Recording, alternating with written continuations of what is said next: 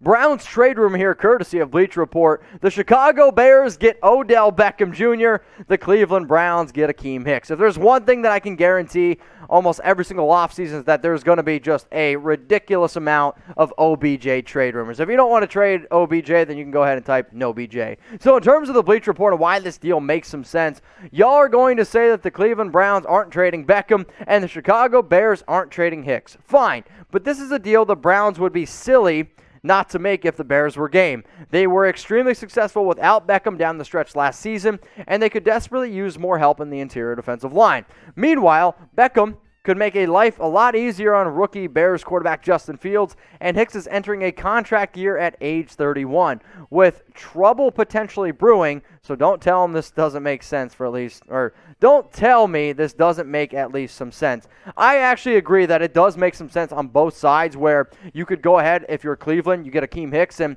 I never quite understood why they decided to move on from Sheldon Richardson, but that still remains to be seen why they decided to do that. Sure, it's probably because of money. But in terms of the Bears, their wide receiver, A-Rob here, if he decides to play in the slot, you have Darnell Mooney, Bird. No disrespect to Bird. I mean, let's be real. OBJ would be able to add a lot more dimension to this offense. It's just, can you trust him to stay healthy? And I hate being able to say that because Beckham was probably one of the most entertaining rookie receivers of all time. I mean, I'm not actually afraid to say that. Probably in the first 2-3 years, he was doing some incredible things. However, the OBJ name has got so much star value back from his days when he was with the New York Giants. He's never really been that dude with the Cleveland Browns. And when you go back and look, you could actually say that Rashad Higgins had more chemistry with Baker Mayfield than OBJ did. I am not afraid to say that whatsoever. And then for the Chicago Bears, I don't know if they're 100% in win now mode. I understand that they are probably going to be somewhere around this 500 record, but if Akiem Hicks wants to go to a team that he has a better chance to winning with, I mean, think about this. Hicks, Myles Garrett, and you can say what you want about Jadeveon Clowney. That's a scary front. That's really tough to be able to handle. And if you're a quarterback and you got to go up against that, good luck trying to deal with that. And I also think it takes a little bit more pressure off Garrett because I don't think that you're not going to be able to double team him. Like, if you have Clowney, Hicks, and Garrett, you only have so many offensive linemen. Obviously, you can't double team all those guys. And if he's coming off a year where he had 12 sacks, 15 tackles for loss, and the Cleveland Browns right now, I am probably the best team on paper. I actually think, from top to bottom, not looking at the quarterback position, you get rid of the quarterback position, I think they have one of the most complete offenses and defenses in the entire league. And now if they had a top 15 QB, totally different discussion. But here's the trade idea one more time here. The Chicago Bears, they get OBJ. The Browns receive Akiem Hicks. So what I want you to do, go down in the comments right now. Let me know who ends up winning this deal. If you think it's the Browns, go ahead and type CLE. If you think it's the Chicago Bears, I want you to go ahead and type CHI. Who wins this trade idea from Bleacher Report?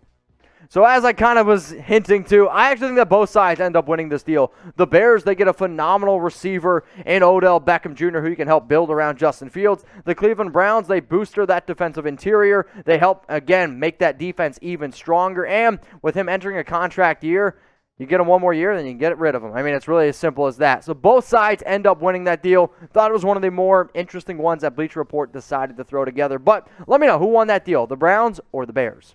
All right, Browns fans, that was my 2 cents on the Bleacher Report trade idea around OBJ and Akiem Hicks. Now I'm going to kick it over to my dude, Matthew Peterson, for more Browns news and rumors. Mitch, thanks, but no thanks. Not interested in trading OBJ for Akiem Hicks. So go ahead right now and like the video to reject that trade, because here's why. You've got Baker Mayfield on his rookie contract. So you don't have a ton of money to spend once he does get that extension, which I think he definitely will, and you owe him 3 times what he is making right now. So while you've got him for cheap, stack him with weapons that you can afford, like Jarvis Landry and OBJ. So here's what I'm going to think of your trade idea right there for OBJ and Akiem Hicks. I want to take that piece of paper, I want to tie it to one of Big Ben's walking boots and toss it into Lake Erie and watch it sink to the bottom, because it's not happening. The Browns are in win now mode, and what does that mean? It means a couple things, but one of the big things it means you have a quarterback on their rookie contract, so you've got money to play with elsewhere that you usually don't have, and that money right now is going to OBJ. And to wrap it up really quickly, when you've got OBJ, and I know that last year the Browns were kind of better without him than with him, but now it's up to the coaching staff to go, hey, we were really good last year without him. Imagine how we can retool him and how we can restructure him in the offense with him to get better. Browns fans, we got some news and rumors coming at you guys, and Cleveland is getting some bodies back, and this is what's kind of been expected throughout the preseason as we got closer to the regular season. But one of the biggest question marks was Takk McKinley. Kind of an MIA guy, had missed pretty much all of training camp and preseason, but he's returned back to practice on Wednesday for the first time since July 31st. He left that practice on the 31st with illness. It was undisclosed, and then it turned into a personal issue and never got an explanation. It seems like that's between him and Coach Stefanski, and fine by me, but just happy to have the former first-round pick back, because he joins what could be one of the best defensive lines and pass rushing units in the entire NFL. You've got Myles Garrett, first overall pick. Jadeveon Clowney, first overall pick. And Takk McKinley, if he can get back to that first-round pick form, that is a nasty duo right there. You check out what McKinley did in 2020. These were not great numbers, and this was part of his falling out with the Atlanta Falcons. In his fourth year with the Dirty Birds, he got waived down the stretch in the season. He bounces around. He's picked up by Cincinnati. He's picked up by the Bengals, by San Francisco Raiders. Finds and lands a home in Cleveland, and you look at the depth chart here for the Browns, it's just dirty, right? You've got Garrett and Clowney on the edges, and Garrett comes off a 12-sack season.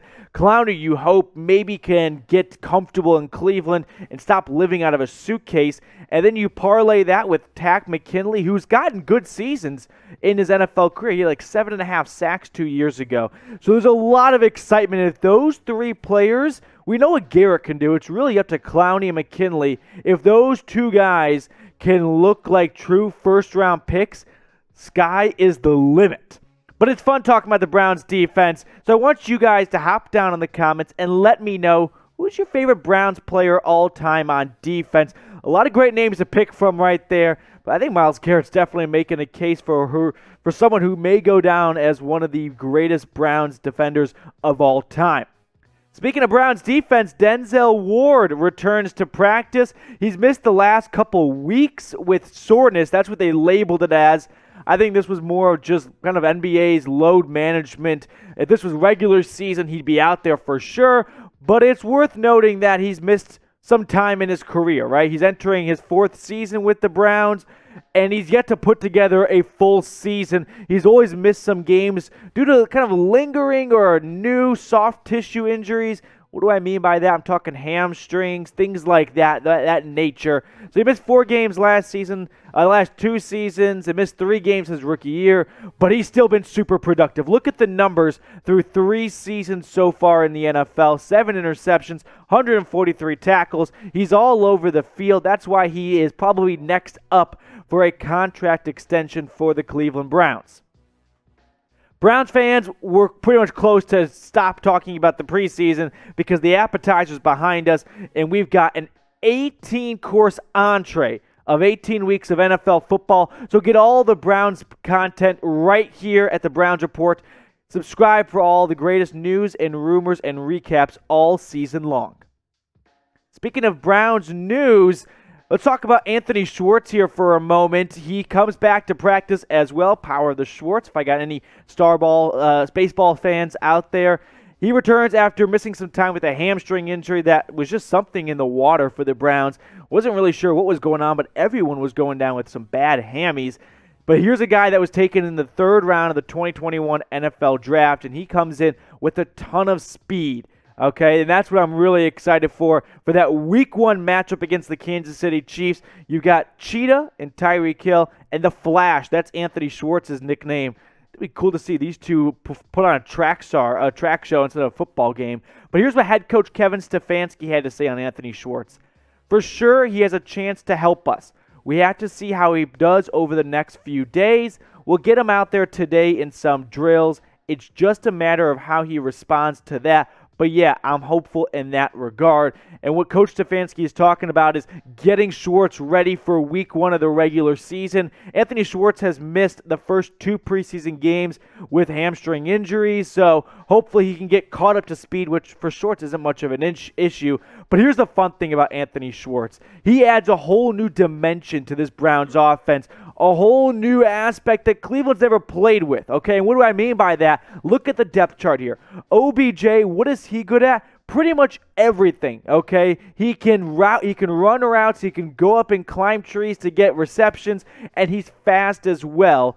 But he doesn't have one maybe specific element of his game where he blows you away. Jarvis Landry, I mean, he's got magnets for hands, and you're throwing him, I mean, just ball detectors. You're just going to swap onto it.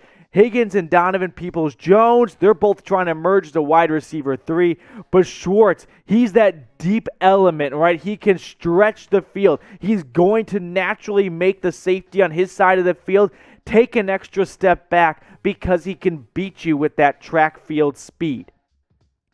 And here's what I want to know, guys. Let's play a quick game here. Over or under 27 touchdowns this season for Baker Mayfield. Why do I pick 27? Because that's his career high in the NFL. Got that done in his rookie season. So before the video wraps up, go down in the comments, give me an over or under for 27 touchdowns tossed by Baker Mayfield this season with that stacked wide receiver room.